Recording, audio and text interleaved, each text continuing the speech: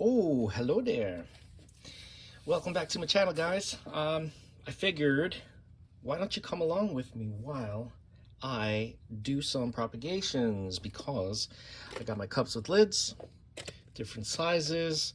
I have my Sphagnum moss, as you can see, and my spray bottle for water needs. So yeah, I figured let's do this together. What I'm going to be propagating for this video is some of these. These are the purple fuzzy, Tradescantia, purple fuzzy, or Secretia. I'm not really sure. I think these are Tradescantia now. So these are going to be singly put into the larger cups. And then I have string of hearts. Now, this was a variegated string of hearts, but it reverted. So there is no variegation on here on this whole strand. So I removed the whole strand just to keep the variegation on the main plant. And I just gotta make sure. I think there might be, it looks like there could be some scale or something on this. So what I'm going to do is spray this down with alcohol while I prepare everything. Make sure it gets in, check the underside of the leaves. The leaves look fine. It was just maybe one possible scale. I think that's what it was, but I'm not even completely sure. But yeah, I'm just going to be rambling on this video, so if you guys don't like rambling, I don't know what to tell you. Hopefully it won't be too bad for you guys. So yeah, I'm just spraying this down in case there is anything on here. I don't see any mealybugs or anything like that, but just in case, I hate mealybugs. Here's my trusty little blue spray bottle with alcohol in it. All right, so just in case I sprayed them down, let me start cutting these up. I'm gonna put a few of these 2-leaf cuttings in each cup. So I'm thinking what I'm gonna do, make sure I'm in camera, is cut one like this. This is one cutting here. Okay. And another one here. I'm gonna cut this a little shorter because the roots usually come out of where the node is. But you never know. It's gotta be humid enough in this container, in these containers, these cups, so that the roots, even if they're not touching the sphagnum moss, they will grow down into it because they are good that way. Alrighty. Cut this one. Okay. So these are the ones I have so far. There's a whole lot of vine here, or stem, whatever you want. Oh, look at that. See, I think that might be, I don't know if you can see it. It's not, it's a little blurry. It looked like maybe an old scale. I'm not even sure. Anyway, what I was gonna say is there is a lot of stem here that doesn't have any leaves, but I'm not gonna let that go to waste. So I'm gonna cut here, and I'll probably put this whole thing into one cup. Just one little leaf up there, but there's 1, 2, 3, 4 nodes. So there will be roots coming out of those nodes, at least some of them, and then some plant growth will be there too. I'll just leave that like that. Here's another cutting. Okay, I'll leave a little stem on the bottom so I can insert it into the moss. Let me see if you can see. Oh, there we go. Now that's clear. I'm gonna have to move closer for you guys. Another part of the stem with no leaves. I don't know if this one will work or not, but it's worth a shot. I don't like throwing anything away. Okay, as you've seen from my my various videos of chaos, plant chaos, but that's okay. That's what I enjoy. So it's all good. Everybody's got their thing, right? Okay, here's another cutting. Put that there. I'm gonna trim this one down a little bit because it's a little bit too long. Now I'm gonna cut right above that. Here's another cutting. When you look at these leaves up close, they're really pretty. You know, these string of hearts. Look at that. It's just really, really cool. It's almost like a very splashy Hoya. And I know that they're in the same family, but still. The interesting thing is this doesn't come off when you rub it. When you rub Hoyas, usually, a lot of times, the splash comes off. I noticed that when I was working with my Hoyas a few months ago. I'm like, this splash isn't permanent. It's just kind of like a bloom, I guess, or a protection for the leaves. Look at this one. This was nice too. And I didn't know that. And I don't know how many people do know that.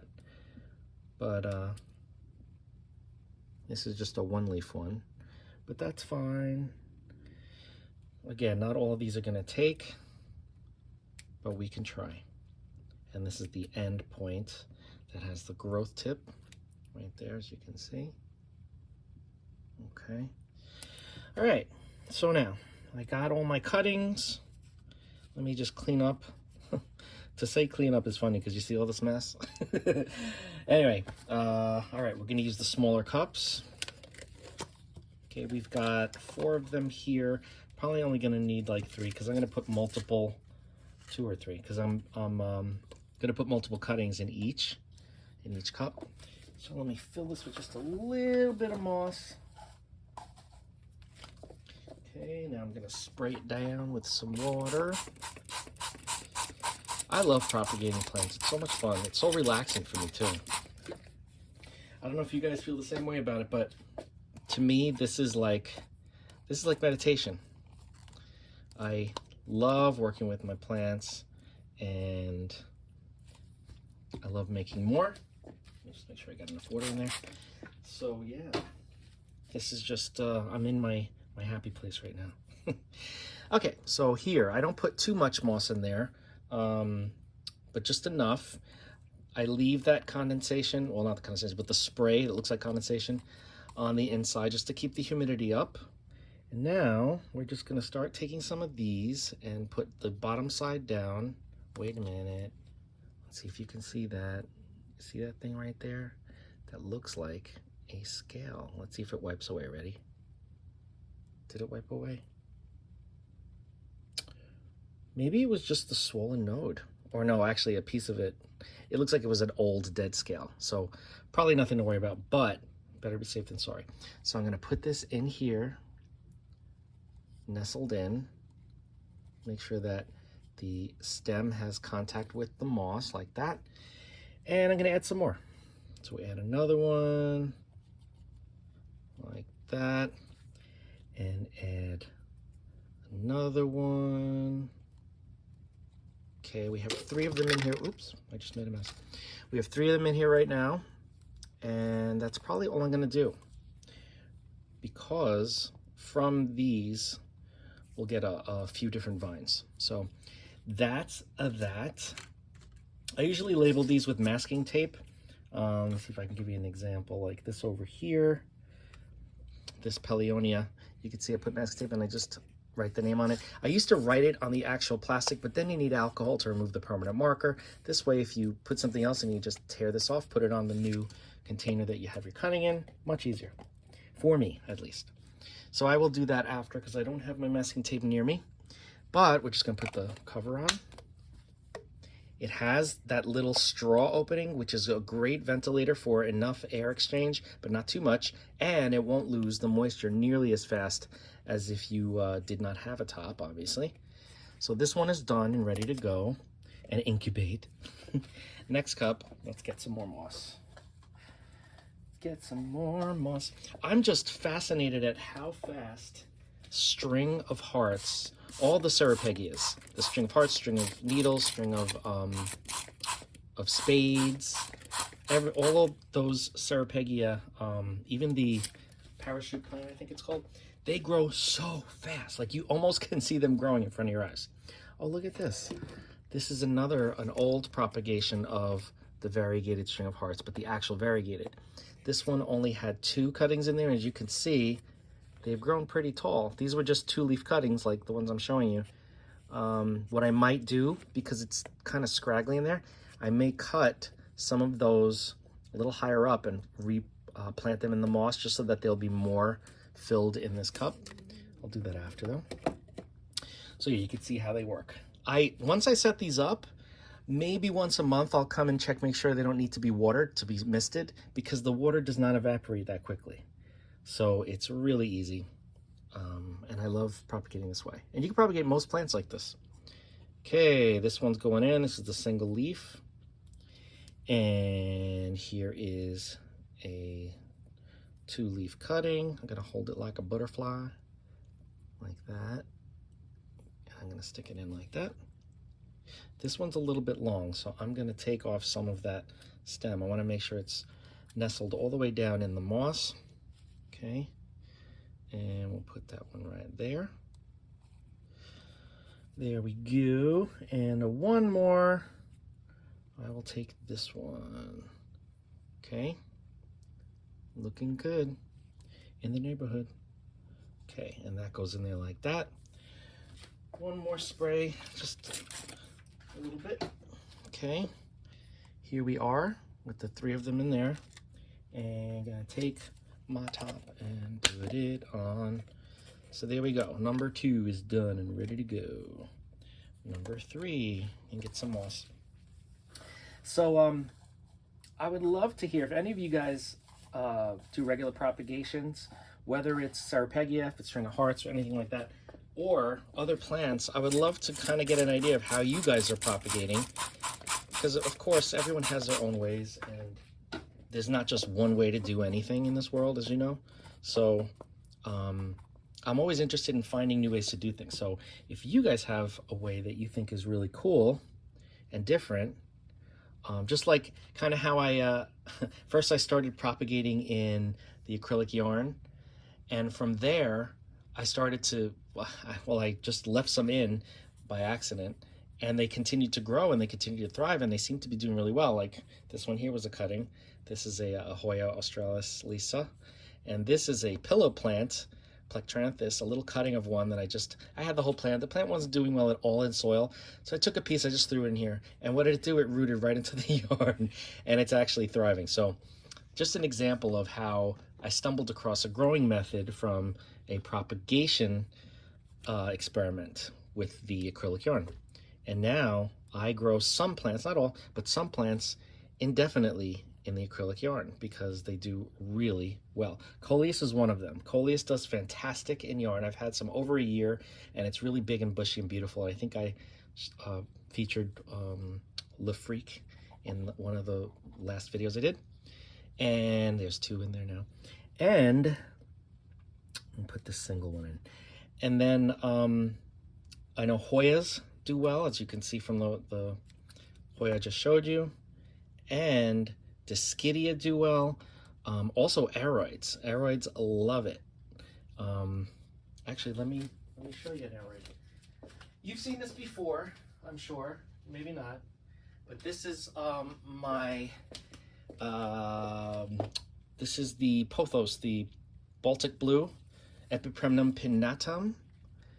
This has been in yarn for, look at this long vine that it's been growing. This has been in yarn for a very long time now. You can see the roots are just happily wrapping around the underside. And the plant is thriving. It's doing great. It's fenestrating. And look at how lush and healthy. This one was no good. This one had a hard time coming out. I'm not sure what happened, but it's fairly low on the stem, so it's probably been like, it's probably an older leaf. Let's just put it that way. But all the newer leaves, as you can see, they look beautiful. Beautiful, beautiful. So that's that. Anywho, so yeah, I have 3 in here now. So yeah, I want to know what your preferences are, because a lot of times people prefer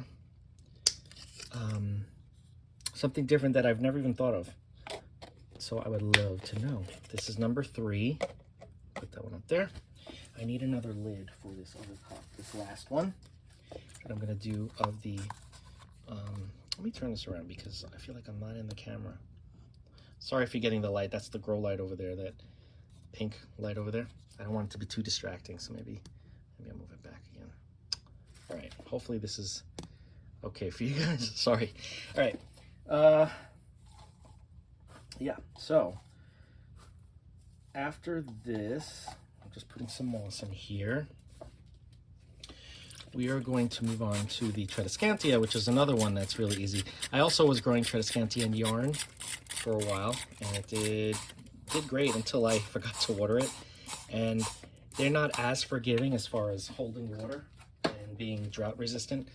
So lost most of the leaves and some of the stems, and I said, oh, whatever, I'll just put it in water.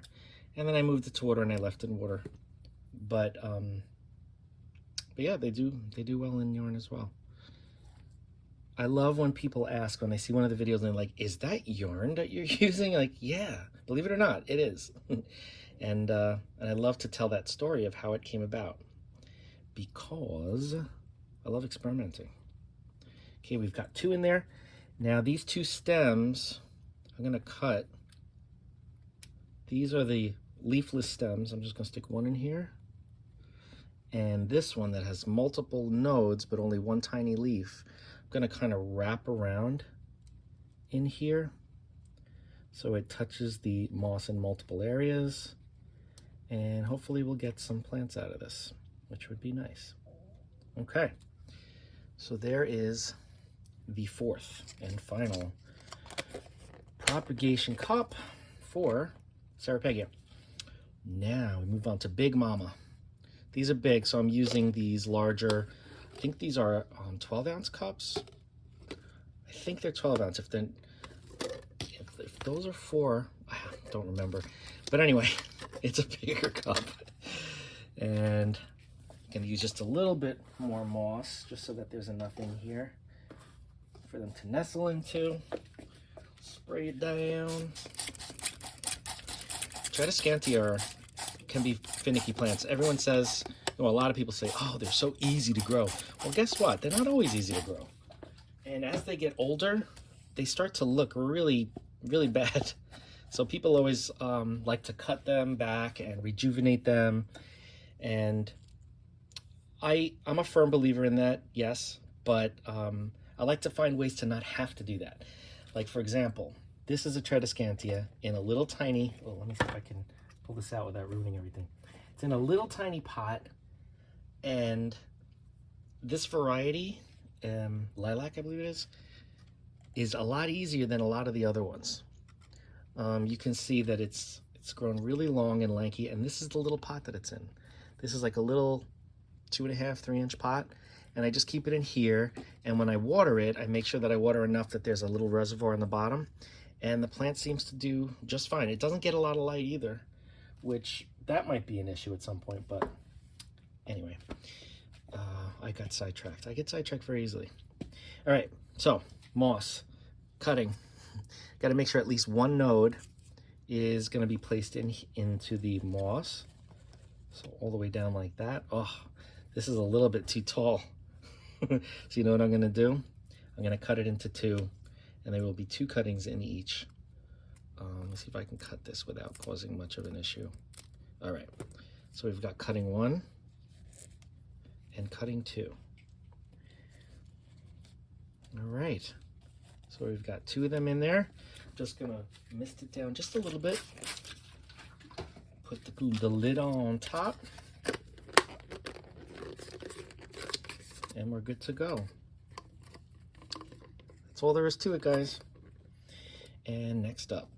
So, you know, I've done videos on them too, but I've experimented with perlite. I've experimented with lava rock, with regular potting soil, with water. They all can work. You know, it's not like, oh, you can't propagate that in perlite. You know, yeah, sure you can. Just have to take certain things into account, you know, because not everything works the same way with the plants. So you kind of have to cater to the qualities of the medium that you're using in order to know, do I have to add more water? Does it need to be bagged? Do I need to put it in a cup with a top? Does it need a lot of humidity? Like stuff like that. This one I'm gonna have to cut too, because these grow so fast that within like a week or 2, it's already gonna be hitting the top of the cup. So I'm gonna cut this back. Just wanna make sure I don't ruin that node too much, because that's where the roots are gonna come out. Right under there. I'm gonna sacrifice that leaf a little bit, but that's okay. And now I put put this one in on one side and this one in on the other side. And you know what? Not all of these cuttings may survive. You know, I may not get 100% of all these rooting and surviving. So putting 2 in a cup is not a bad idea. Just to kind of hedge your bets, and you know, I may get both to root, which is great. I may get 1 to root, I may get none. But time will tell. Okay, I'm almost out of moss in this bin. I'm gonna have to go get more in a little while. But let's just use what we got. So I think I'm slightly taking a departure from my succulent phase, because I go through phases different times of the year. Winter and spring. A lot of times I'm into the coleus. I'm always into like aloes and things like that, but Haworthia I go in and out of. I have a big collection, but the succulents, I'm kind of losing steam on those, and I'm getting back into things that people are interested in buying. Lately, people are back into, and this is more in the southern United States, they're into the coleus. So I already have a bunch of different varieties of coleus, but I'm increasing my mother plant stock so that I will have enough and a nice variety. This one's small enough, I'm gonna leave it as is, and I'm just gonna stick it into the moss. I don't have to cut this one. And one thing I wanna mention, if you guys probably have noticed, I'm not packing down the moss at all. See how there are air gaps in there? That, from my experience with all these back here, as you can see, that works extremely well. It works really, really well because it traps all that air in there. Those roots are damp from all the moss, but they have all of that oxygen, and they propagate so much quicker that way. Humid environment, oxygen, free oxygen to the roots, but a nice, moist medium, they go nuts. So if there's anything I can say about propagating in this way, using moss, don't pack it down, and don't waterlog it either, so you have like water on the bottom of your cup. And yeah, and that's about all there is to it. I don't even know what I'm saying right now because I'm concentrating on what I'm doing. You guys are probably like, oh God, there's something wrong with Paul. Okay, this is the end of the sphagnum that I have in that container. Let me just moisten this down. Get rid of some of the moss that's on the sides. Okay. And this one's a small one too, so I don't need to cut it. I will just place it. Give it a little bit of a spritz. Dink, dink. And we're done. That's all we need to do. So I have 4 containers of the Pale Puma, or Purple Fuzzy. I think they're the same plant until somebody proves me wrong. And just throwing away some of my scraps from the string of hearts. And I have 4 containers of the string of hearts, non-variegated, or I can say reverted from the variegated. I don't want to say that because then, you know, if somebody wants one of these and then they buy it thinking that maybe the variegation will resurface, I don't know if that's the case. I don't know if this was just a cutting that was put in the mother plant that I had originally got that wasn't variegated and they didn't realize it. I don't know. So I'm not going to say, I'm just going to say regular, good old string of hearts, non-variegated. And that's all there is to it, guys. Another example, I think I showed you this recently. This is a Scindapsus Silver Cloud or Silver Splash. Silver Splash or Silver Cloud? Oh, God, I don't remember. This one wasn't labeled. But this was a small cutting, had a top on it, and I put it in here with the moss. And as you can see, look at those roots. They went nutso. They went crazy all around the bottom. It grew so quickly. There's the growth point. The leaves grew really big and tall, and they're out of the the cup now. So if I was to ship this, I wouldn't stuff it back in a cup. I would probably put it in a Ziploc bag and cut a hole for air exchange, because obviously I don't want to have to squish this all the way down and maybe possibly damage it. This needs a little water. Alrighty. I love plants. Do you guys love plants? Because I love plants. I love them way too much. Not all the time, but sometimes I'd rather be around my plants than I would be around other people. I know, I'm a crazy plant guy. What do you want? That's me. All right, so I think we're pretty much done with this video. I don't think I'm going to do any more propagation tonight because I'm kind of tired, but I'm going to go through these guys, water ones that need water, and then call it a night. But yeah, that's how I propagate, mass propagate a lot of my cuttings. This works great for plants that are very, very sensitive. So if you have cuttings that are, you know, you want to make sure that they're in the perfect environment for propagation, I would definitely recommend this. It's like tiny little greenhouses for each cutting. I've also done the big bin that's full of the moss and you put the cover on it. The only problem with that is sometimes, you know, the leaves start to rot. If it's too humid in there, the leaves will rot. That rot can pass along and, you know, it could ruin a lot of the cuttings that are in there. So I like to keep them isolated. So if something goes wrong in this one, it's not going to affect these guys. But I'm also going to keep my eyes on it. I don't have to water this for a while, but I'm going to keep my eyes on it just to make sure that the leaves aren't rotting or showing any signs of issues. And because I don't typically grow many plants, I have some like, you know, the little Tradescantia I showed you, but because I don't grow many plants in soil, I don't have a fungus gnat problem where this would attract fungus gnats from the humidity. So that's a good thing. But yeah. If you have any questions on propagating in this method using these little cups with lids, plant cups, sphagnum moss, anything like that, or if you have questions on these particular plants, because I've had them for quite some time, I can tell you how I take care of them. Just let me know. We will discuss. Don't forget to like, comment, share, and subscribe. Hit that bell if you want to be notified anytime I upload a video, and I will see you in the next video.